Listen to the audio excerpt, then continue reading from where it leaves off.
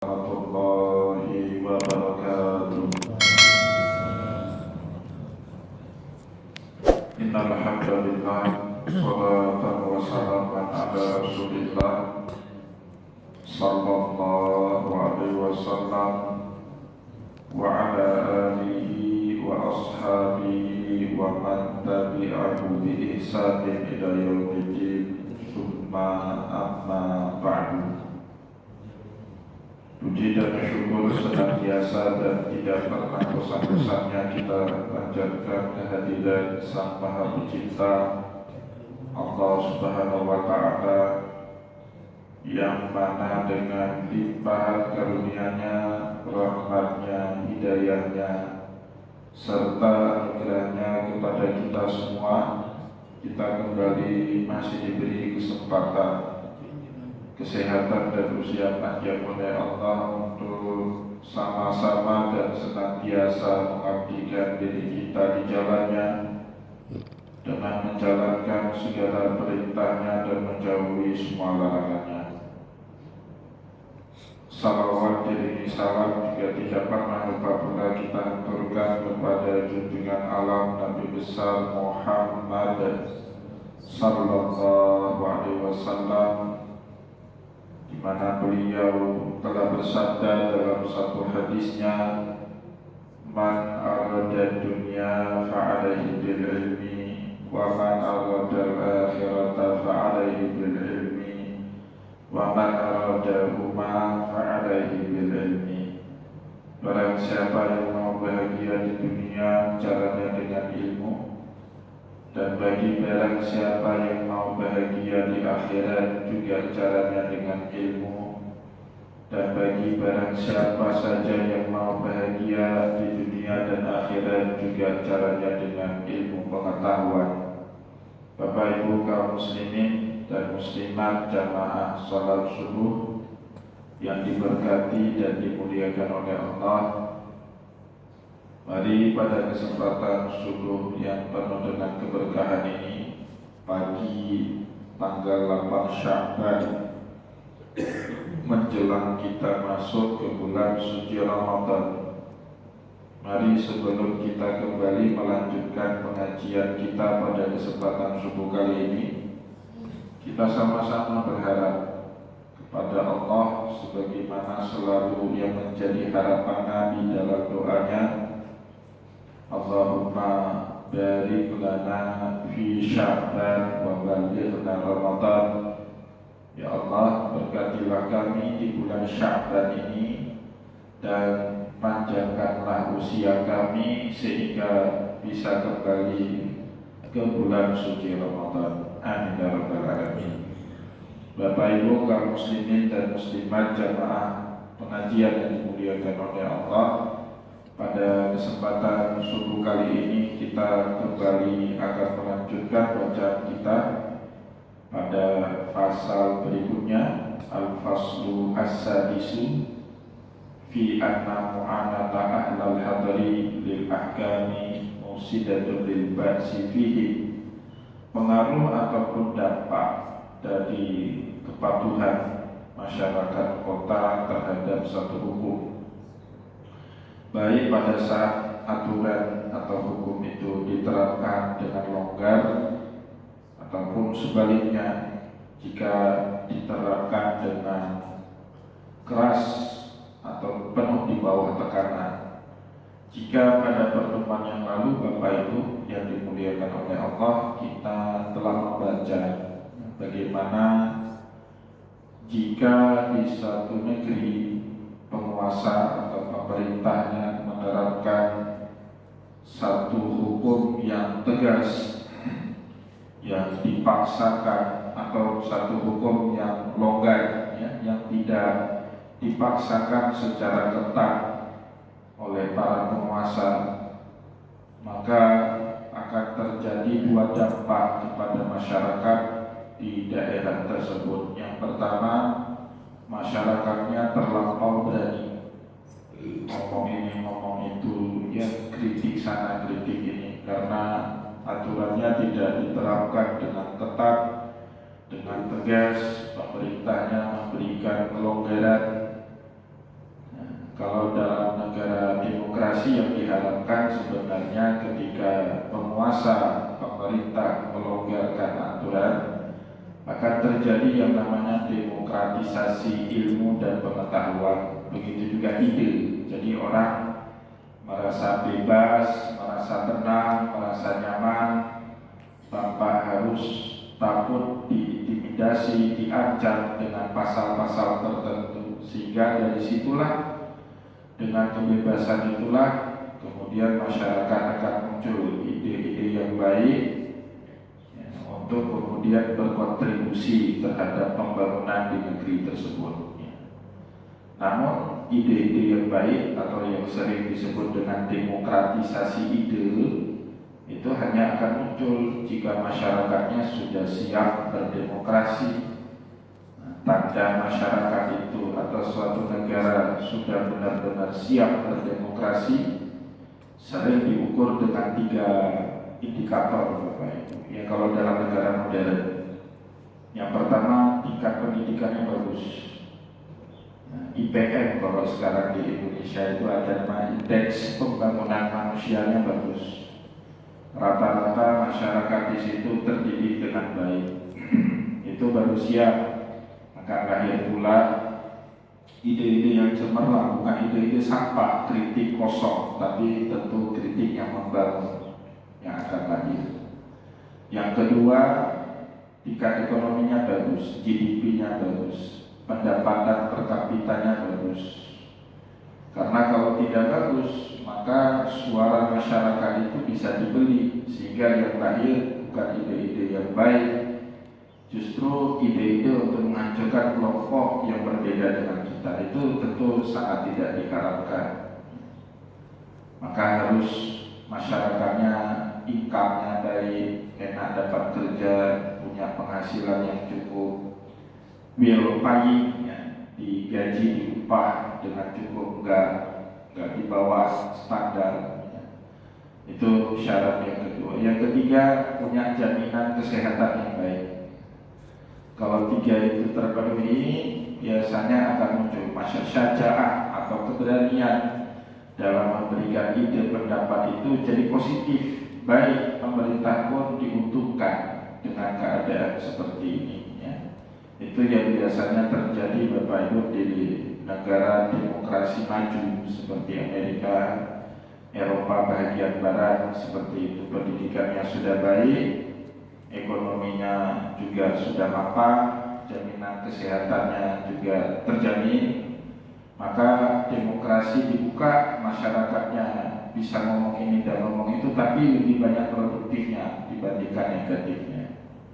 Tapi jika di satu masyarakat itu tingkat pendidikannya rendah, ekonominya, pendapatan per kapitanya juga rendah, di bawah rata-rata, tidak ada jaminan kesehatan yang baik, pelayanan negara tidak baik pada kesehatan itu. Sebaliknya, yang akan terjadi bukan hal yang positif, kegaduhan. Yang ada bukan voice, suara yang patut didengar, tapi noise, kebisingan ya, seperti banyak terjadi di negara berkembang ya.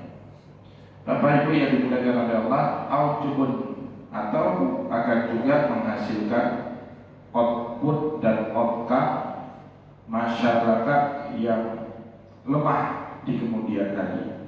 Jadi karena terlalu enak hidupnya, peraturannya longgar, tidak ada disiplin, maka masyarakat di negara tersebut akan kendor, ya, akan menjadi generasi yang lemah. Di suatu saat nanti mereka semuanya enak, hidupnya enak, fasilitasnya bagus.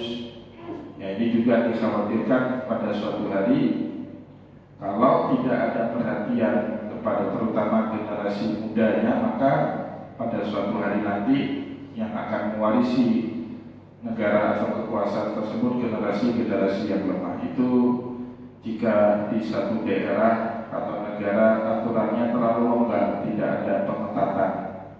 Nah, insya Allah pada kesempatan subuh kali ini kita akan baca bagaimana analisis dalam peradaban dan kebudayaan Islam jika negara itu terlalu ketat memberlakukan hukum. ini bukan hanya berlaku dalam struktur sosial masyarakat terbesar itu kan negara, tapi ini juga berlaku sepertinya dalam kehidupan berkeluarga. Ya, jadi unit dalam struktur kehidupan sosial masyarakat yang paling rendah itu kan keluarga, paling tinggi unitnya itu negara, paling rendah itu namanya keluarga. Ya, tadi kita sudah sekilas mengulang balik bagaimana jika negara terlalu longgar dalam menerapkan kebijakan dan aturan, dan sebaliknya bagaimana jika penguasa atau negara terlalu ketat dan keras dalam menerapkan kebijakan dan aturan-aturannya. Wa amma idza kanatil malakatu wa ahkamuha bil kahri wasatwati wal ikhafati fatukassiru hina idin min surati ba'sihim. Adapun jika suatu pemerintahan menerapkan kebijakan, aturan dan hukum di daerah atau negara tersebut bil qahri dengan sangat keras, wasatwati dengan penuh tekanan, pressure, wal ikhafati bahkan dengan cara menakut-nakuti, intimidatif, fatukasiru hina izin min surati basim, ini juga akan menghilangkan, akan menghancurkan daya dan semangat kreatif, ide-ide cemerlang dari masyarakat yang ada di negeri itu. Terlalu longgar ada kemungkinan baik, tapi juga punya kemungkinan buruk. Terlalu longgar, begitu juga terlalu ketat. Kata Imam Ibnu Khaldun, fatukasiru hina idin min surati basi, akan hilang ya, kemampuan orang berpikir kreatif, ya, berpikir bebas. Kenapa orang ditekan, dipaksa, di-pressure? Kalau enggak ini, enggak. Kalau tidak melakukan seperti ini, saya penjarakan. Nah, itu enggak baik juga. Persis sama Bapak Ibu, maka tadi saya bilang ini tidak hanya berlaku dalam unit negara, tapi bahkan dalam unit rumah tangga pun seperti itu. Nabi misalnya dalam satu hadis berpesan kepada para sahabat dalam bersikap dengan istri-istri mereka. Apa kata Nabi? Istausu bin nisa'i khaira, bernasehatlah dengan istri kalian itu dengan cara yang baik. Fa innahunna khuliqa min dilam, karena perempuan itu ditaksilkan sama Nabi, diciptakan dari tulang rusuk, dan tulang rusuk itu bengkok. Fa'in ukinta kasaratu, kalau kita berusaha keras menegakkan tulang bengkok itu, patah dia. Tulang bengkok, rusuk. Kalau kita berusaha sekuat tenaga, kita luruskan, dia patah.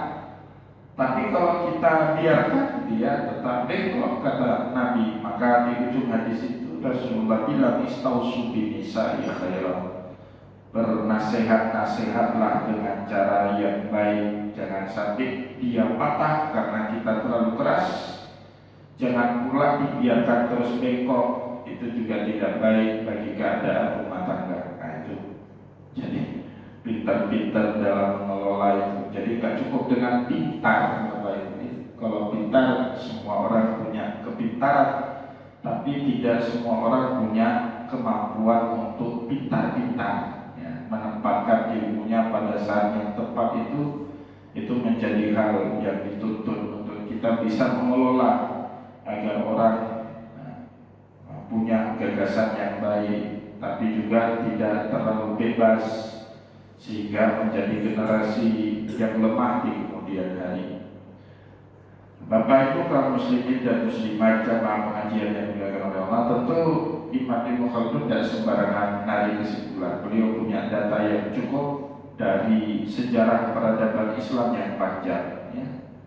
Beliau kemudian menjelaskan kepada kita, waktu sahabu al-mana'atu anhu, maka hilanglah daya kemampuan berpikir atau kreativitas dari satu masyarakat yang hukum atau kebijakan pemerintah di daerah itu diterapkan dengan paksaan, dengan pressure, dengan intimidatif, lima yakunu minat takasuli fil nufus al-muttahidati kama nubayyinuhu, karena itu akan menyebabkan masyarakat acuh tak acuh dengan negara, atau yang sering kita sebut dengan istilah apatis. Jadi masyarakat, Bapak Ibu, kalau pemerintahnya sudah semena-mena memaksakan kebijakannya, padahal kebijakannya itu dianalisa dari sudut pandang apapun salah, tapi pemerintahnya tidak mau tahu, yang penting ini harus jalan walaupun salah, tidak mau terima kritikan, bahkan pengkritik langsung dipidanakan, dikriminalisasi, masukkan penjara. Itu masyarakatnya akan terjadi, kata Imam Khaldun, lima yakunu minat takasuli fil nufusil muttahidati. Tabiat manusia kalau terlalu ditekan, maka manusia itu akan apatis, nggak open lagi, aja dulu, yang penting dia kena kan, udah nggak peduli lagi dia, Bapak.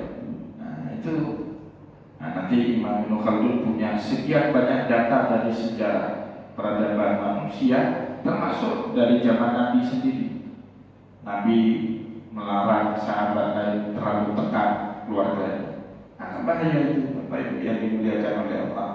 Kama nubayyinuhu, sebagaimana yang akan dijelaskan kemudian di paragraf berikutnya. Wa qad naha Umar Sa'dan radhiyallahu anhuma an misliha lamma akhadha Zuhrah bin Hawiyah salabal jalinus. Ini fakta sejarahnya kemudian dibeberkan atau disampaikan kepada kita oleh Imam Ibnu Khaldun. Wa qad naha Khalifah Umar bin Khattab, Amirul Mukminin Umar bin Khattab, pernah melarang dengan tegas seorang sahabat, Sa'ad bin Abi Waqqas radhiyallahu anhuma, semoga Allah meridai keduanya, Umar dan Sa'ad bin Abi Waqqas, an-misliha, ketika terjadi perkara yang lebih kurang sama dengan apa yang dijelaskan tadi, lima akhadha Zuhrah bin Hawiyah salabal jalinus, ketika Zuhrah bin Hawiyah ini salah satu komandan pasukan perang yang dipimpin oleh Sa'ad bin Abi Waqqas. Jadi Bapak Ibu, di zaman Umar menjadi Amirul Mukminin di Persia, daerah Iran sekarang, itu ada satu kerajaan namanya Sasani. Kerajaan Sasani ini, Bapak Ibu, kerajaan Persia terakhir, dinasti Persia terakhir yang berdiri, yang belum ditaklukkan oleh kaum muslimin, sedangkan Persia lain sudah takluk. Rajanya bernama Jalinus. Terjadilah peperangan yang disebut dengan Yaumul Qadisiyah, perang Qadisiyah. Itu perang kaum muslimin dengan penguasa atau Raja Sasani yang saat itu dipimpin oleh seorang raja yang bernama Jalinus. Umar bin Khattab sebagai khalifah menunjuk sahabat yang bernama Sa'ad bin Abi Waqqas untuk jadi panglima perangnya. Tentu Sa'ad bin Abi Waqqas dibantu oleh Panglima Sago, ya, ada banyak Panglima Sago. Salah satu Panglima Sago Sa'ad bin Abi Waqqas bernama Zuhrah bin Hawiyah. Zuhrah bin Hawiyah ini, Bapak Ibu, dalam pertempuran Yaumul Qadisiyah atau pertempuran Qadisiyah ini, itu pasukan Persia sudah mundur,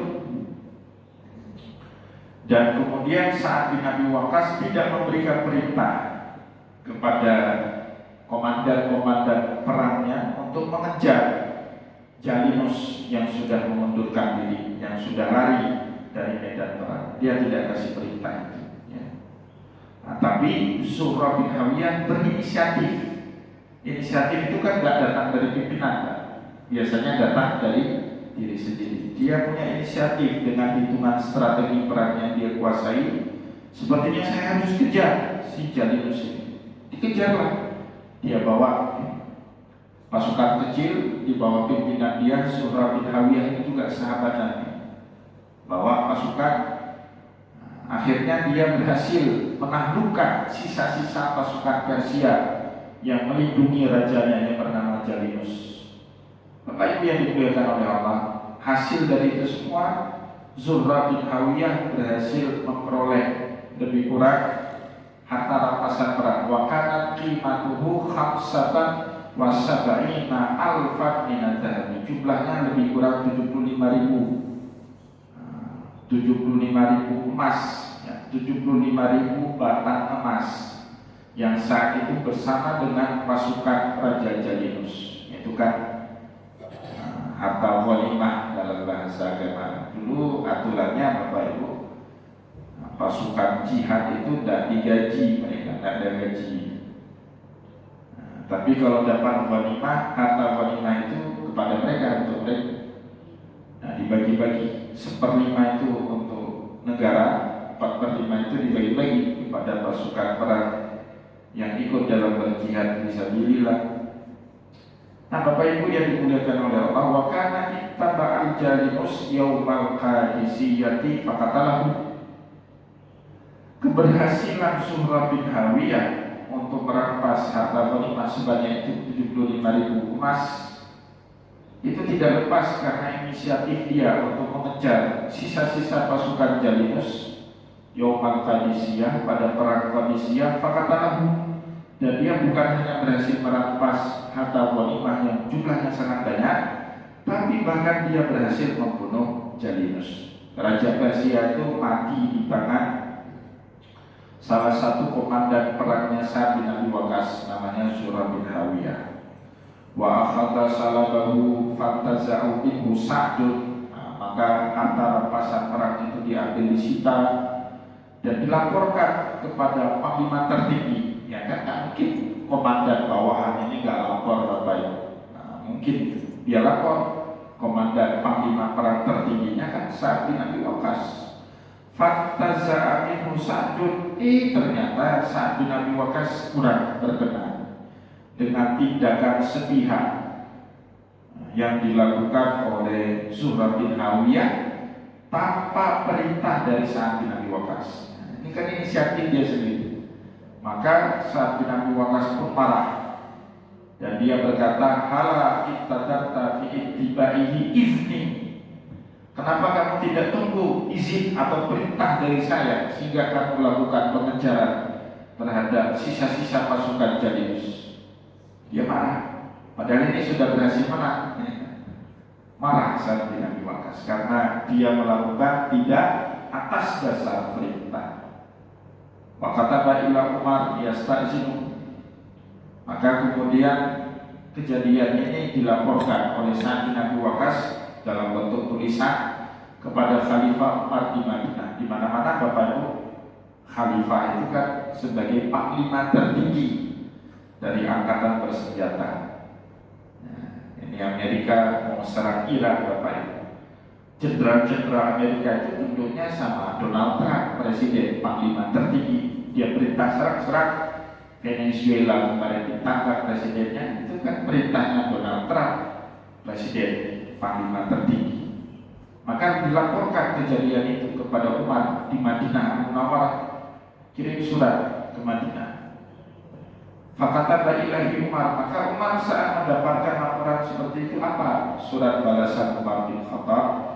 Ta'ammadu ila misli Zuhra wa qad sadiya bima sallabi wa baqiya alaika ma baqiya min harbika wa taksiru fawqahu wa tursidu qalbahu. Jadi balasan Umar surat panjang, tapi ada beberapa kalimat yang berkaitan dengan tema kita pada kesempatan subuh ini. Apa kata Umar? Ta'ammadu ila misli Zuhra. Kenapa kamu begitu keras bersikap terhadap orang seperti Zuhra bin Hawiyah yang sudah berprestasi, berhasil membunuh raja? Itu kan gak gampang Bapak Ibu ya.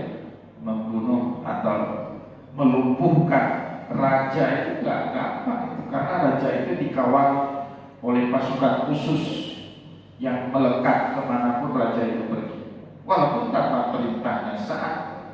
Maka Umar bin Khattab menegur Sa'ad bin Abi Waqqas, ta'ammadu ila misli Zuhra. Kenapa kamu begitu keras bersikap kepada orang seperti Zuhra? Wa qad saliya bima saliya bih, karena dia juga sudah berjuang berdarah-darah bersama dengan kamu selama ini. Wa baqiya 'alaika ma baqiya min harbika. Padahal perang masih panjang, kamu belum selesai perang.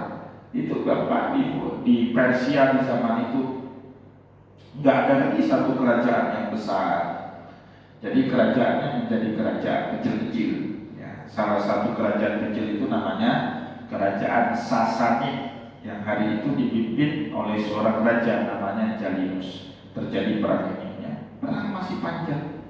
Jangan memperkarakan hal-hal yang kecil. Kalau orang Aceh punya hadis majang, Bek Tagaru yang anak gatai.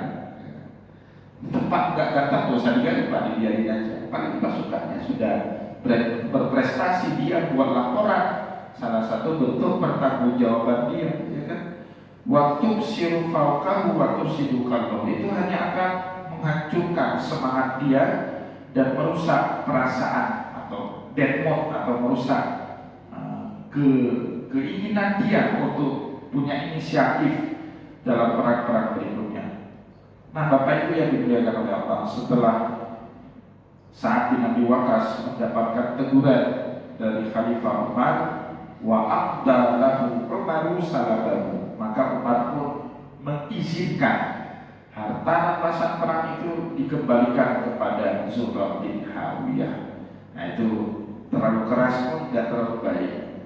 Ya, karena akan mematahkan semangat, menghilangkan kreativitas dari orang yang kita pimpin, apakah di perusahaan, apakah di rumah tangga, apakah dalam pasukan perang, ya, atau dalam komunitas.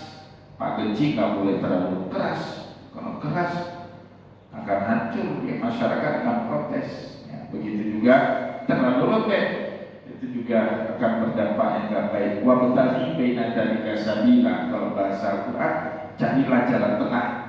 Jangan terlampau keras, jangan juga terlampau lembek. Wa betaghi baina dzalika sabila, cari jalan tengah yang bijak, yang tahu kapan aturan harus benar-benar ditegakkan, nggak boleh tawar-menawar di situ. Tapi ada hal-hal yang kita bisa tawar-menawar selama tidak bertentangan dengan prinsip. Semoga Bapak Ibu yang dimuliakan oleh Allah, apa yang telah kita sampaikan pada kesempatan subuh ini bermanfaat kepada kita semua. Moga-moga bisa kita terapkan, ya, dalam kehidupan kita sehari-hari. Saya mohon maaf jika ada yang tidak berkenan. Wallahu muwaffiq ila aqwamit thariq wa nasrul minallah wa barakatuh. Wassalamualaikum warahmatullahi wabarakatuh.